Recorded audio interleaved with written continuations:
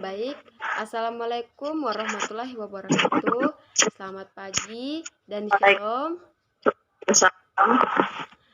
Baik, perkenalkan nama saya Delina Ratuarat dan teman saya Graciela Laem. Kami dari kampus Politeknik Kelautan dan Perikanan Sorong.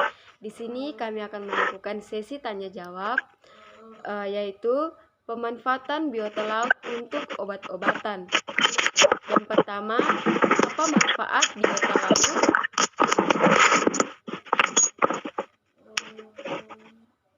Saudara Grace. Sumber makanan, sumber obat-obatan, sumber penghasilan, dan membuat daya tarik wisatawan meningkat. Meningkatkan gizi dan bermanfaat untuk ekologi dan ekonomi. Yang berikutnya, senyawa bioaktif apa yang dihasilkan biota laut dan dipergunakan untuk apa? Adalah senyawa bioaktif yang dihasilkan dari biota perairan merupakan salah satu alternatif sumber obat baru untuk penanggulangan penyakit pada budidaya perikanan. Selanjutnya, apakah manfaat biota laut bagi manusia? Yang pertama, biota laut dimanfaatkan sebagai bahan baku obat. Yang kedua, ekosistem laut dimanfaatkan sebagai objek pariwisata. Apa saja yang termaksud dalam biota laut? Yang termasuk dalam biota laut, bintang laut, 2 cacing ais, 3 teripang, 4 kerang, dan terakhir udang darat. Berikutnya, potensi sumber daya laut. Apa saja dan manfaatnya bagi kehidupan manusia? Untuk yang pertama seperti jalur transportasi, kedua sumber bahan makanan, dan yang terakhir sumber energi pertambangan. Selanjutnya, apa yang dimaksud dengan senyawa bioaktif? Senyawa bioaktif merupakan senyawa yang terkandung dalam tubuh hewan maupun tumbuhan. Yang termaksud biota laut, sebutkan yang termaksud biota laut yang berdasarkan sifatnya.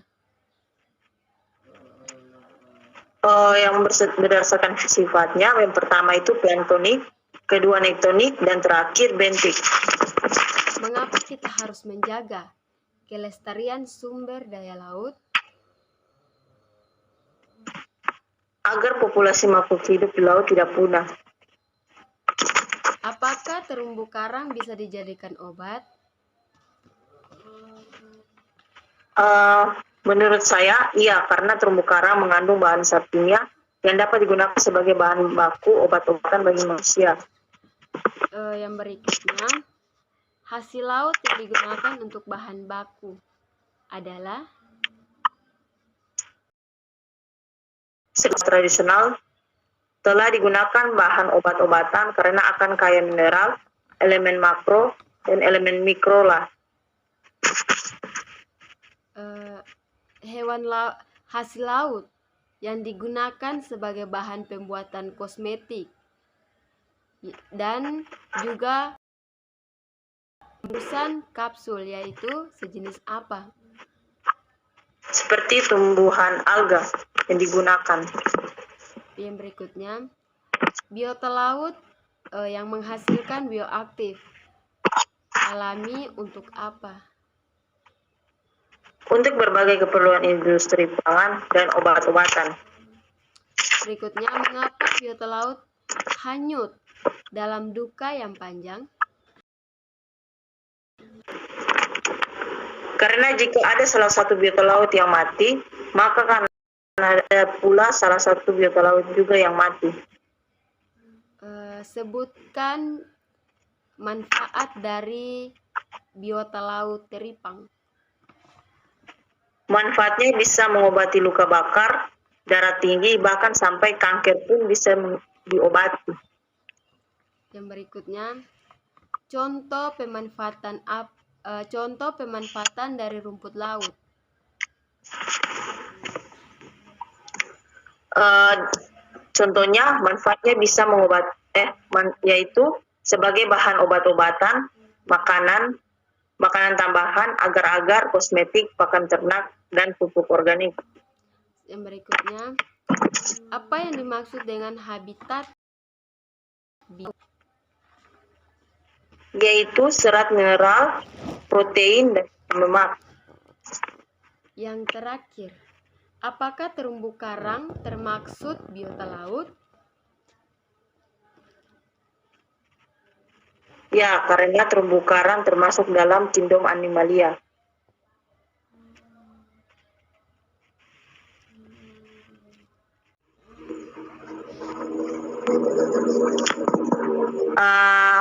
Baik, untuk sesi yang kedua, di sini saya akan bertanya kepada Saudari Delina Ratuarat mengenai pemanfaatan biota laut untuk ikan hias laut. Langsung saja, mengapa ikan hias termasuk komoditas yang tidak dapat dikonsumsi? Saya akan menjawab, karena pada awalnya tujuan dan ikan hias adalah digunakan hanya untuk keindahannya saja. Yang berikut juga, faktor penting apa saja yang harus diperhatikan dalam memelihara ikan hias air laut? Faktor yang pertama itu mengukur akuarium, pengecekan suhu akuarium. Kedua, mengecek kadar pH. Ketiga, memeriksa derajat keasinan akuarium. Keempat, rutin membersihkan dan mengganti air akuarium. Dan yang terakhir, memberikan karang hidup yang cukup. Yang berikutnya, sebutkan manfaat probiotik bagi ikan hias. Yang pertama, mencegah penyakit. Kedua, adanya ketersediaan pakan. Berikutnya, jelaskan bukti apa saja yang membuktikan bahwa potensi ekonomi ikan hias Indonesia sangat besar. Buktinya adalah kita bisa lihat dari spesiesnya yang mencapai 4.730 jenis ikan air tawar dan 650 jenis ikan air laut. Yang berikutnya, manfaat apa yang membuat kita dapat memelihara hias air laut untuk kesehatan? Manfaatnya yaitu yang pertama mengurangi tingkat stres, yang kedua meningkatkan kualitas tidur, ketiga menurunkan tekanan darah, yang keempat meningkatkan kesehatan dan kreativitas. Berikutnya, apa saja biota laut yang dibudidayakan? Yaitu terumbu karang, lamun, dan mangrove. Apa arti biota laut? Biota laut adalah semua makhluk hidup yang ada di laut. Manfaat terumbu karang bagi biota laut. Sebagai habitat dan sumber makanan baik berbagai jenis makhluk hidup di laut. Selain itu juga manfaat biota laut adalah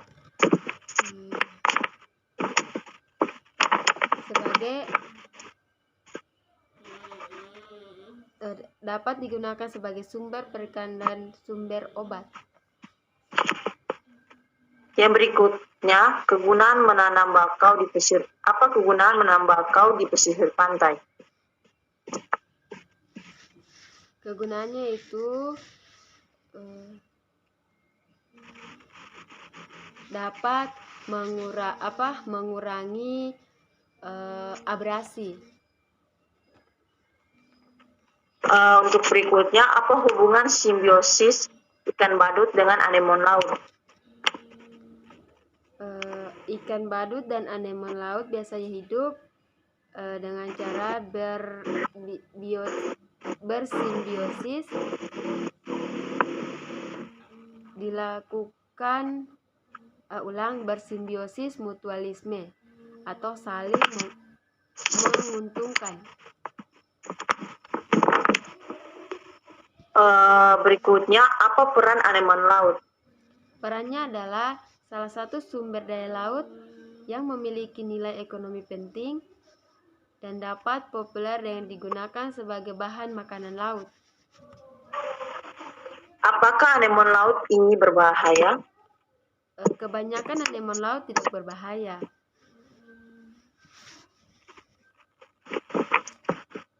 Berikutnya, mengapa habitat ikan hias memiliki karakteristik yang spesifik? Karena ikan hias sangat di perairan sekitarnya. Apakah anemon laut bisa dimakan?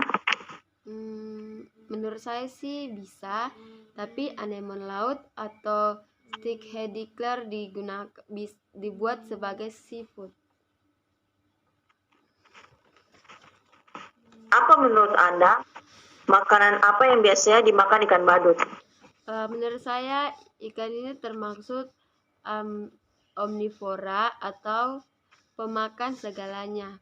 Biasanya ikan badut ini memakan plankton dan alga. Apa yang dimaksud dengan anemon laut? Anemon laut adalah binatang dari Schistosoma atau sekitar terlihat seperti tumbuhan. Jika diteliti lebih jauh, anemon aslinya merupakan jenis binatang. Untuk berikutnya, menurut Saudari Delina, anemon laut termasuk kelas apa? Termasuk kelas Schistosoma, kelas dari hewan tak bertulang. Untuk yang berikutnya, apakah laut termasuk kerang? Menurut saya, jadi anemon juga bisa dibilang mirip dengan kerang karena masih berkerabat dengan karang keras, termasuk dalam ordo Coelurostemnia. Apakah anemon laut ini termasuk dalam invertebrata? Termasuk hewan invertebrata karnivora yang anemon yang masih bersaudara dengan kerang dan ubur-ubur. Mungkin itu saja sesi tanya jawab kami.